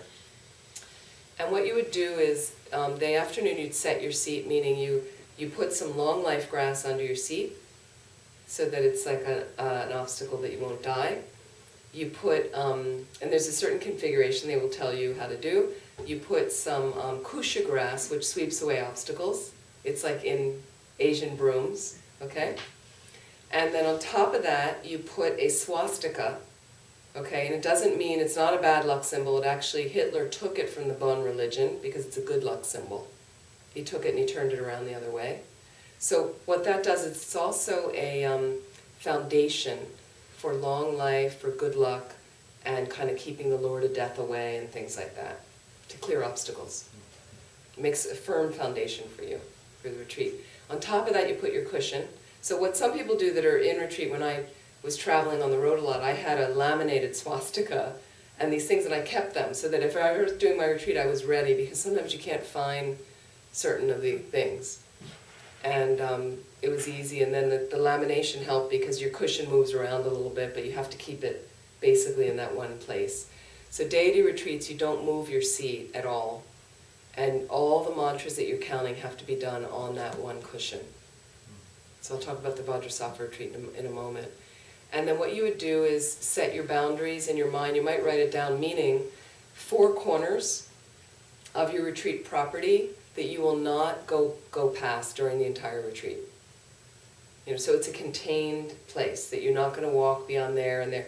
And why? Because sometimes it can affect your mind that you get distracted by something, and so it's better to keep the place kind of contained. They can be larger boundaries so you can walk every day, but nothing beyond certain areas like that. Then you can also do something they call taking out the gektor. The gektor is like a ritual cake you would make, certain configuration, could be biscuits, could be, you know, and you have somebody help you, a retreat assistant, and right before you start, you do a little quick ceremony, and they take this off to offer to local spirits. They leave it outside so that it removes the obstacles, and then you start your retreat. That's for more strict traditional, like that. If you're just doing your afternoon at home or a weekend at home, no, you just make clear things with your friends, family. I'm going to be doing so, I won't be around this weekend. I'll call you Sunday night. That's fine, like that. So Vajrasattva retreat is a deity retreat, an aspect of the Buddha. There's many different forms of the Buddha. And what ideally would be best is that you get an initiation first of Vajrasattva with the aspect that you want to do, because Vajrasattva comes alone. He also comes with a consort. So depending on what level you'd like to do or what could be available, you know, which lama could be around to be available, is the best thing is to get the initiation first, especially if you're planning to do a 3-month retreat. Vajrasattva normally takes 3 months to recite the long mantra 100,000 times. And then you do about 10% to make up for any mistakes that you make, like that. And then there's another mantra you do about 10,000 of that has a certain, I forget if you do that with the Vajrasattva, has a slightly different ending to it. But basically what you do is you would set up a place you could do that for that length of time. Some people do it in a little bit shorter time. And get everything set of what you need to do. If you're going to do it in a strict retreat setting, that you wouldn't be able to work and you won't be able to travel, you need to at least do 1 session a day on that cushion to complete, so as not to break the retreat. There are people that do Vajrasattva every day in their daily lives while they work. Fantastic. And I know some people that actually do a formal session every day. And what that would involve is you do the whole sadhana. Some of it could be brief, but there's a nice sadhana you could do. And then that's a type of practice. And then you recite it. You have to recite at least 1 mala, which is a rosary, every day to keep. This is a rosary, and you do a session, and when you get to the mantra recitation with a good visualization, you'd have to go through and recite the whole, at least 100, and then finish, dedicate the merit, And there are some people, the thing with Vajrasattva, because it has a long mantra, 100-syllable mantra, to do it like with one session a day or 2 sessions a day takes a long time. So for people that are living in their normal lives, if they have to travel and see family and things, then it's not, they say the first time you do Vajrasattva, 100,000, is it's best to try to do it on one cushion like that, and not to interrupt like that. But I do know some people that got permission to do it that way, and there's also some people that visualize differently, where they visualized Vajrasattva on their crown, and then some lamas give permission that it's okay if you have to travel one night somewhere else. If you do travel somewhere else when you're doing a retreat like that, it's best to keep a session going, do at least a mala, but you don't count that towards the 100,000 count, like that, just the ones that are on the cushion, like that. And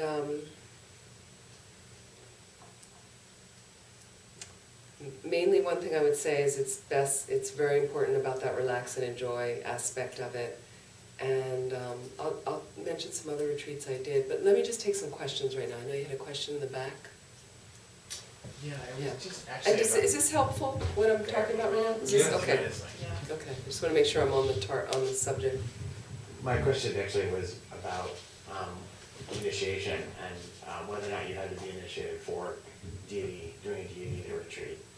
And it sounds like it depends, but it sounds like there's also a lot of initiations. I'm new to practicing Tibetan Buddhism practice, and I'm very confused about what that means, what the different levels are. Could you explain a little bit about that in terms of, I don't want to do anything that I'm not really ready to do. Yes. So I'm just not clear. Yeah, basically, tantric initiations, there's 4 classes of tantra. I won't go into this heavily because I'd like to talk a little bit more about retreat as well. There's 4 classes of tantra, from Kriya Tantra, Action Tantra, to Acharya Tantra, Yoga Tantra, and Highest Yoga Tantra, Performance Tantra and Yoga Tantra. And they represent different energy that you're dealing with. So I can't talk a lot about Tantra right now, it's secret. Tantra literally means thread, connection, and continuity. So it's best to be initiated before you do a deity retreat, but not necessarily. If you can't get the initiation, you can do some sort of retreat, but it's much more powerful once you're initiated, and have also what's called the lung, or the oral transmission, different meaning of lung, of the mantra. It's much more powerful for the retreat and the blessing of the lama, like that. I wouldn't even think about tantric initiation until you have more of a foundation in the lamrim, like that, more understanding of the philosophy. And ideally what's best is that you find a teacher, qualified guru, someone with realizations, and then eventually seek some advice from them, and they can tell you when you're ready, like that, and they can tell you which ones would be best for you. And eventually what happens is you have what's called a yidam, a meditational deity, that's given to you usually by your guru, and what it means is that you have a quicker propensity to get enlightened by doing that deity's practice. Could be 1 or 2 deities that you're given. What you then would want to do is get the initiation of that deity and then study every commentary you can get on the practice. Do initially what's called an approximation retreat. And what that means is you're trying to approximate or get close to the deity and that deity's world system or mandala. An approximation retreat tends to be traditional deity retreats we do, and it means that you're reciting 100,000 of that deity's main mantra. Some of them have other mantras you have to recite, and some other mantras, and through that process, through some very elaborate visualizations, some very simple visualizations, you form a closer alliance with that deity. And you finish that, then you have to do what's called a great fire puja, and it's a ceremony that takes generally at least 2 hours, but it is a lot of preparation of all these different substances that are offered to the fire as a type of purification for the retreat. Once you've completed that in the proper way, and kept up any retreat sessions in between until you did the fire puja, you can then do something called self-initiation on your own, where you renew all your vows and take kind of an abbreviated, could be abbreviated, something you could do daily, or something you do once in a while, because it could take 3 to 6 hours to reinitiate yourself. Very powerful for your mind to do like that. So I would encourage you at some point to find a teacher and get tantric initiation. You do need tantric vows to get enlightened, but, you know, all in good time. Don't jump. Don't put the roof on the house without the foundation, because it'll collapse. Like that. And also I would say, to practice Tantra well, you need to be mentally balanced. It's not for the mentally ill at all. It could cause people to have psychotic breaks, honestly. So it's good to have a good foundation like that. Other questions? Yes.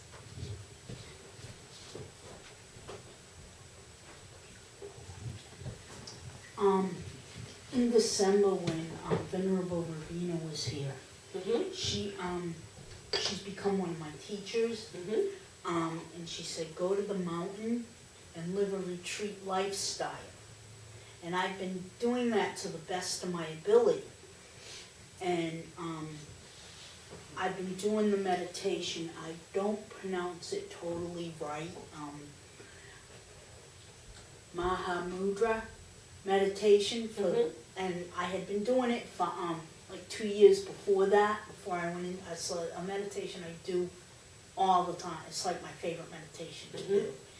And in the process of this 3 months of just basically just doing like appointments that I had not working, just staying at home, spending a little bit of time with my grandchildren, you know, really looking at my mind.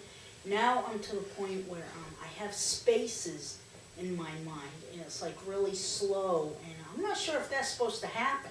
You know, it's like, it's a whole different thing. It's like, it's really slowed down, and I can see things like as they're happening, but at times I can't stop it, like some of the afflictions, it's like it's happening, and it's like, I can't stop it once I'm in the middle of it, and it's like, how do you get to the point of stopping it, like, you know, because you don't want to do it, but it keeps happening. Right. I would just say keep going, because that's what the result of meditation and more meditation practice and retreat gets you, is you get space in your mind.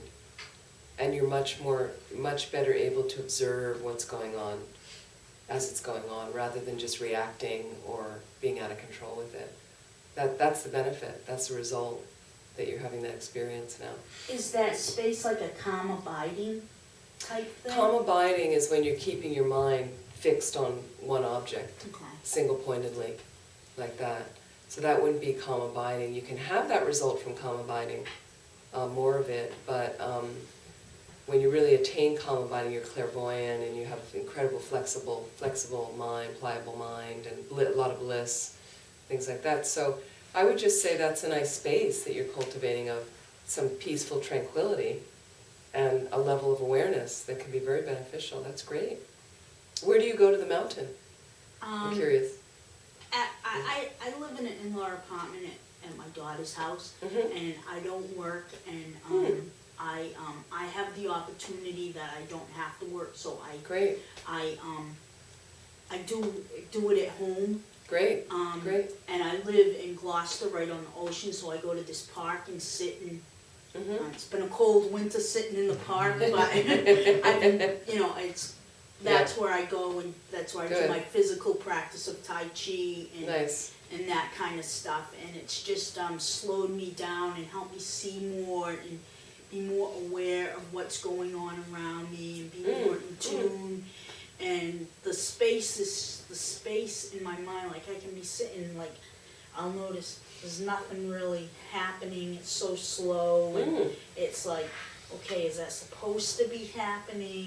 And that's I would say those are some of the side effects, byproducts of it.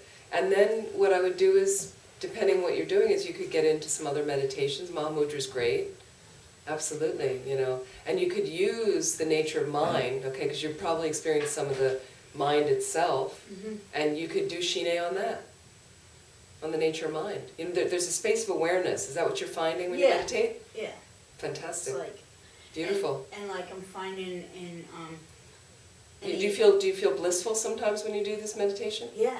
Great. It's like I'm walking around and it's like I'm feeling like it's happening in my everyday life now. Like I Great. keep dealing with things. It's like I'm in the moment, so in tune at times Yes, that it's great. like Fantastic. that it's just like starting to. So keep going. I would keep going with it and try to really build your concentration on that space of awareness. And see if you can keep it longer and longer and longer. And what you might want to do on the side is read some books about Mahamudra, which you may have done already, and some books on calm abiding. And see if you really go through the levels and really start to fine-tune when you notice either gross distractions coming up or gross, we call laxity, where you're like dull. And then there's subtle excitement and laxity. And really work with those and really start to, there's antidotes to them. That would be great. The work I've seen of knowing when I'm dull and when I'm excited, I notice I'm pretty much like even. It's like I stay in the middle a lot, very seldom. The only time I seem to be excited is when I have an affliction about something. That seems to be when the excitement is there. Right. And dull, I've never really had an issue with dullness in my meditation. Good. It's always been awake and alert. That sounds great. I mean, there could be some subtle stuff going on too that you don't, so just keep building on that. It sounds fantastic. Thank you. I think it's great. And if you feel at all to ever get into Lam Rim meditation as well on the side, maybe get a little bit, tuned into the philosophy and see how that works with you. Because what you can do is now that you have some concentration, because to really better meditate on the Lam Rim, but not necessarily only, is you need more shine to really focus on without distraction on the topics of the philosophy that you're going through. Yeah, I've done. So you can use it on. Last week I took a week and did a Tonglen retreat. Okay. And then in January I took a week and did a Vajrasattva. Vajrasattva, right. So those are slightly different than Lam Rim. Right. Like that, but that sounds great. Perfect. And here's another suggestion. Oh, I'm talking about Lam Rim now, but that's not the only thing. Is some people in their working life, daily life, Rinpoche's given them this advice, is Rinpoche will say, you can get practices from Lama Zopa Rinpoche. You get it via email, even if you've never met him. So you can send a thing, send an email, I want my press. It might take some time, but you will get basically a form, several pages now, all typed out, motivation, everything. And then specifically he's checked some things for you that will be written in. And it'll be sent to you on email, and so specific, and that's your life's practice. It's great. And what he'll do is with some people he'll say, okay, so you should meditate 1 year on the lower realm of the lower scope of the Lam Rim, 1 year on the middle scope, the motivation for middle scope, and if you're not familiar with the Lam Rim, you won't know what that means, but it's all sectioned out in the Lam Rim. Or you might say, I know someone that had a chance to do 3-month retreat, so I worked with them on 1 month. They focused on lower scope topics. The next month they did, but there's people in daily life that what they do is you have 12 months a year. You got 3 scopes of the Lam Rim. So what they do for 9 months is they take 3 months a scope, and then the last one they do a review, a month on each scope for a review. And what it means is you get a little meditation practice going, and maybe every morning it's 20 minutes. So you're dividing up, let's say, the lower scope motivation, and then you start to divide it up, and if you've got 3 months on it, you want to take all the topics and divide that over 3 months, and you have maybe a week on this, and a week on that, and a week on...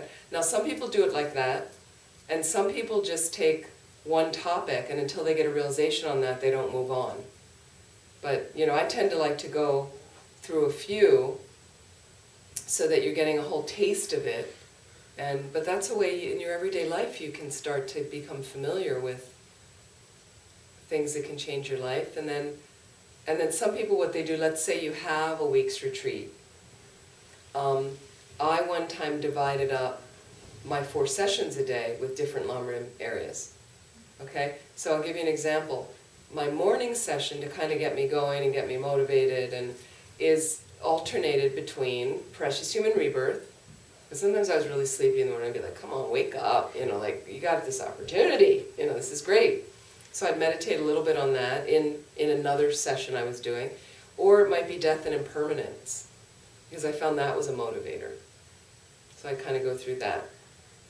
My second session of the morning, the Lamrim meditation I would do for like 20 or 30 minutes, depending how long I had, and was, because I was doing a deity practice separate, so I had to do that and count the mantras for part of it. That was, the second section was another section of, or maybe I think it was maybe suffering, something about the motivation for the middle scope. My third session was about bodhicitta, my last session in the evening was emptiness. So that way, every day I got those topics happening, and then I would rotate some of the lower scope topics through the morning or the second session. That's another way you can do like that. If you're counting mantras in deity retreats, I think for Vajrasattva, this is something I think I read His Holiness said, the Dalai Lama, do not count a mala any less than 10 minutes. So 8 or 10 minutes for Vajrasattva. Like what happens, meaning some people do it too quickly and you're missing syllables. And so I think His Holiness said if it's shorter, if an entire mala takes you less than 8 minutes, it's too quick. Now the first time you do it, first time you try to get through a mala, what is it, 18, 20 minutes, right? Half an hour. Half an hour, very common. Very common. But once you start doing it more quickly, the mantras come more quickly. So don't be, in the beginning you're like, I'll never finish. This is forever. I remember my first night, I'm like, oh, I'm going to be here a long time. This is like, and then it gets quicker and it gets quicker and it gets quicker, and then you find that maybe it's 20 minutes, maybe it's 15, like it starts to, but don't worry about it. The main thing is the quality. It's the quality. What happens is you start counting and you're doing this nundra and that, and we get all caught up in the counting. And it's normal that happens. It's very normal, but then just stop, and it's just the quality of your visualization, how well you're reciting the mantra. Something is happening for you. If you really have a good motivation, just trust that, and don't worry about finishing this or finishing that, or, again, try. But the better part is the quality of it. And every nundra I finished, I thought, I could do that again. I could do that over again now, do it really well. And some of them I've done over again. Some of them I've done again. And because nundra are designed to help you purify and help you accumulate merit. That's what they're designed for people that want to get into longer retreat. But you could just do them in your life if you don't want to do long retreat, because they do purify intensely and they help you create the conditions you need to practice. Really significant. Everyone I finished, I'm like, wow, that was cool.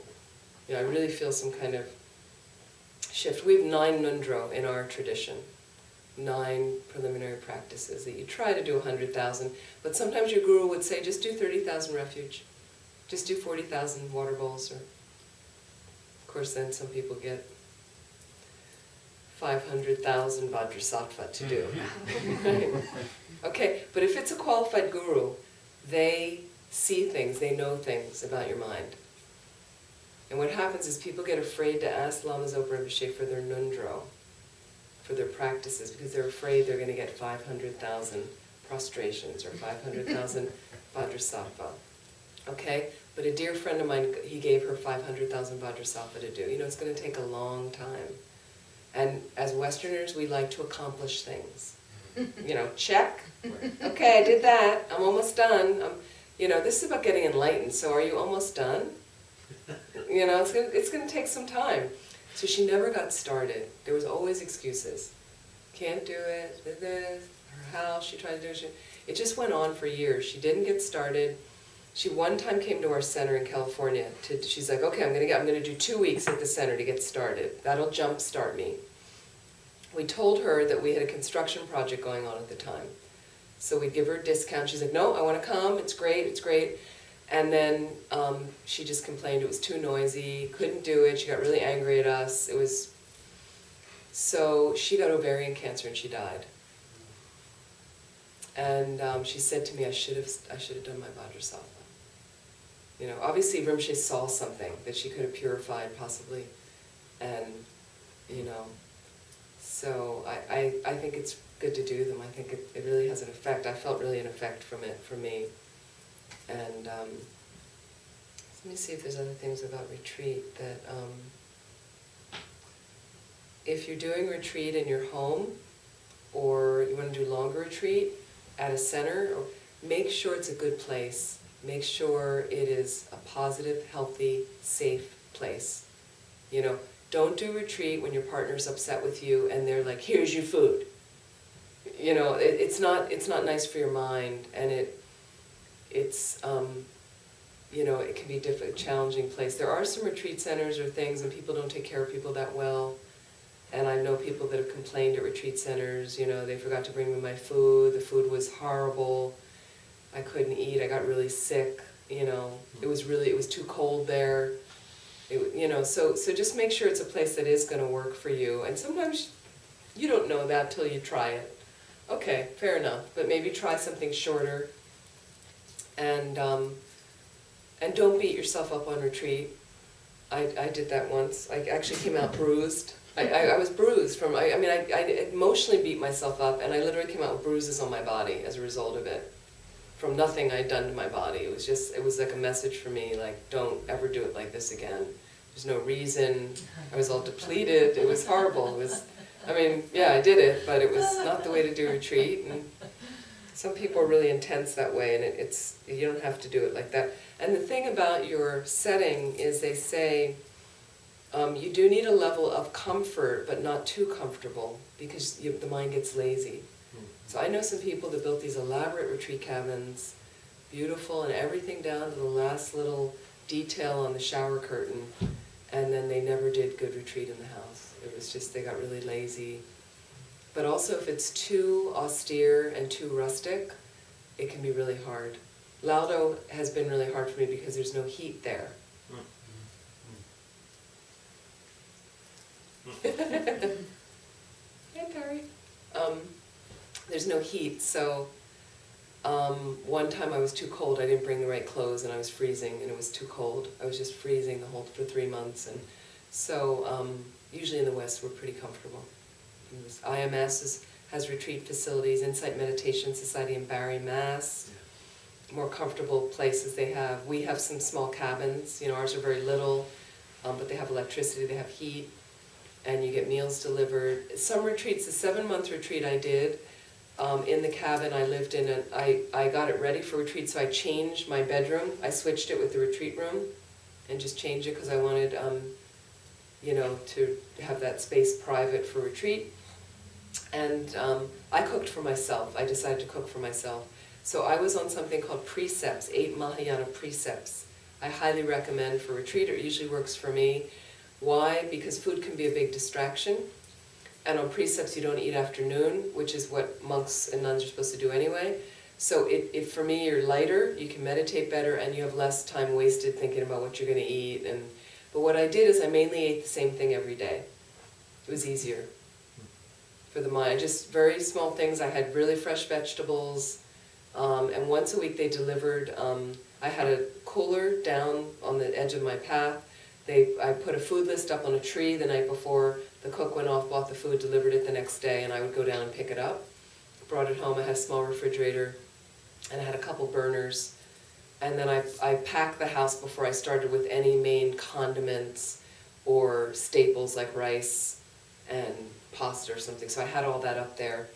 And it was just every week I got fresh vegetables. And then I'd make a pot of brown rice. It would last for 3 days. Or quinoa, that's all I ate. Last for 3 days. And then I had some protein, like a tempeh or something, and then a vegetable. Almost the same thing. So I didn't have to really think about it. I just knew I could whip it up in 10 minutes. It was healthy. It was great, and I'd eat. And, you know, my dessert was a rice cake with tahini and honey. And that's, you know, so just it was simple, you know, and also not eating, you want to eat healthy foods. I would really reduce sugar intake on retreat. You can experiment with caffeine. I'm not a big caffeine drinker. So one time I just was feeling really distracted and sluggish for about a week. So I had a cup of coffee, and it just worked for me at that point. But I think if I had it every day, I'd be too wired. And so you do want to eat healthily, and it's good to eat pretty clean stuff. You know, some people in tantric retreats eat meat. The thing with meat and peanut butter and heavy foods is it's the cure for lung. When you get lung, when you get a wind imbalance and you're crying every day and you can't even look at your cushion, is they tell you to eat stuff like that. So tantric retreats, sometimes it could be helpful if you're not a vegetarian. On precepts you can't eat eggs, so that's a good food for some vegetarians. You can't eat eggs or meat or anything like that. So, you know, soy products can help with that, or nuts and seeds. But it's good to have, you know, healthy food. Healthy, safe setting like that.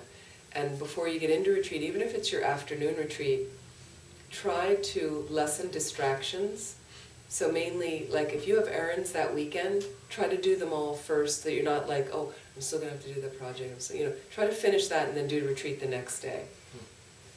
Also, another thing that's good to notice about your mind is being satisfied with what you have on retreat. So, you know, one retreat I noticed when I was at Laudo in the summer, in monsoon, they have unbelievable amount of wildflowers on the mountain. And I would pick them and arrange little leftover vitamin containers with flowers, right? Because they don't have any vases up there or anything like that. And then when I'd be in my session, and then I'd be looking at one of the little, you know, arrangements, and I'd be like, oh, that little flower's out. I need to fix that when I get up the next time. You know, like, it's just like, stop. Just be happy with, you know, because you start like, oh, I need to, you know, that picture's a little crooked, and a little, you know, and so just kind of let it go. And sometimes I'd have a little piece of paper next to me so I could, if something really distracted me that I had to finish or I forgot, I'd write it down and then I'm done. Then I didn't have to think about it. But things get very, very simple on retreat if you're on a longer retreat. You know, you have your sessions, you have a couple meals, you floss your teeth, that's about it, right? It's nice stuff. So there's also a thing of, I'm going to say coming out of retreat is the tricky part, and what you do in the break times, and I'll just finish there, is the break times are almost as important as the regular sessions, because what happens is you take a break and then your mind falls right back into delusion, and you just start kind of off in the thing, you get your phone out, you start, you know, so it's best to also, in the break times, keep the mind alert and vigilant based on what's coming up, and just watching, in a different way though than in meditation. And when you come out of retreat, it's very important to come out slowly and gently. So they say you go into a longer retreat like a rice grain. You start slowly, and then the sessions get longer and longer and longer, and then slow. And then you, in the middle of it, you're doing a little bit more intense, and then you slowly taper off again. So when I'm in a longer retreat, and even if you do a weekend, is a longer retreat, I always have a schedule. And I keep it on my table, a little of exactly the sessions. So, and don't get lazy about it, because what happens is if you're going to start a session at 9 in the morning, after breakfast, if you don't have a schedule, it's like suddenly it's like 9:10, 9:15, and you're like, oh, you know, and then you waste a half an hour. So it's important to have discipline. Say, I got my schedule, you know, find a right schedule. If you're on a long retreat where you decide to keep silence, it's important to have a list of who you will speak to, meaning the doctor, your one retreat supporter, and maybe one other person from your family.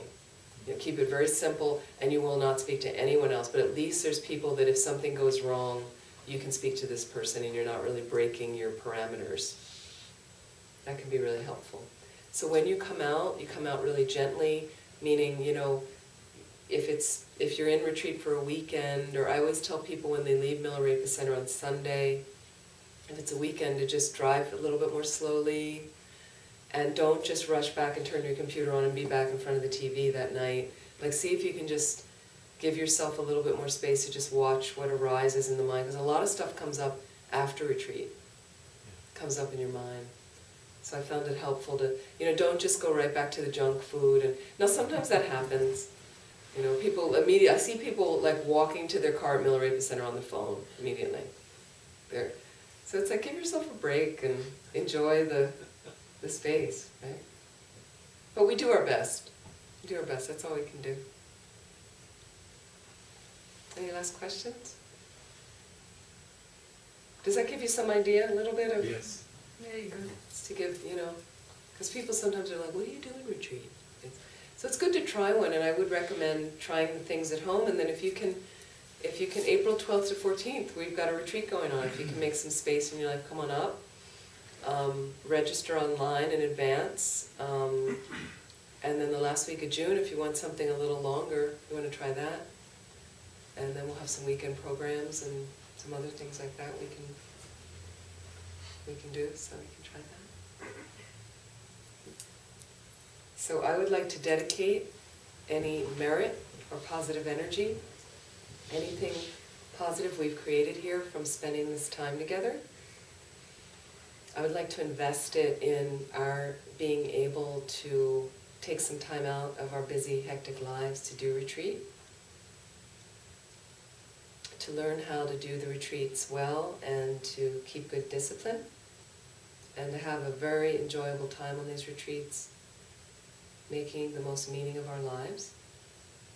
May it also help us progress along a path to becoming fully enlightened, as then we're completely unlimited in how we can best serve all other beings.